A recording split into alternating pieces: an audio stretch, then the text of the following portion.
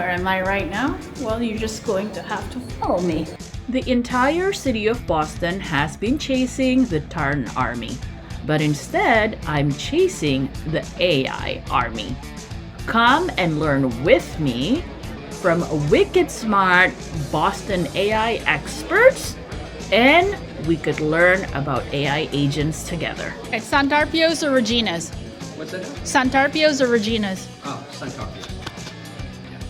Thank you. Oh, you're the best. Cool. Love it. All right. What's your favorite pizza topping? My favorite pizza topping is red peppers. Paul, Santarpio's or Regina's? I'm sorry? Santarpio's or Regina's? Wow. That's the right answer? No, it No? doesn't matter. Oh. I don't know. The Harvard crew is all about Regina's. Really? Oh. And tonight we're at the Boston Generative AI Meetup, which is something I started in May of 2023 to broaden the understanding and adoption of AI in Massachusetts with the express goal over 3 years ago of making Massachusetts the #1 economy for AI by 2035. This was my first Boston Gen AI meetup event, and I could assure you this would not be my last.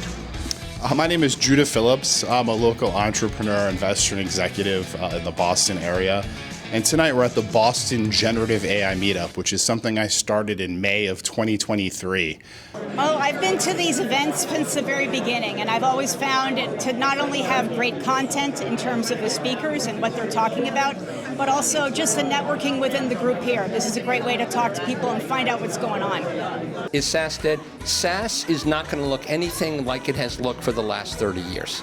And I think one of the parts of our discussion tonight is there's going to come a point when SaaS will have embedded a lot of agentic workflows immediately in it, right? So I think by 2030, what we know of as SaaS will have completely transformed. Define what do you mean by agent? So I've got some people who define an agent as anything that uses an AI.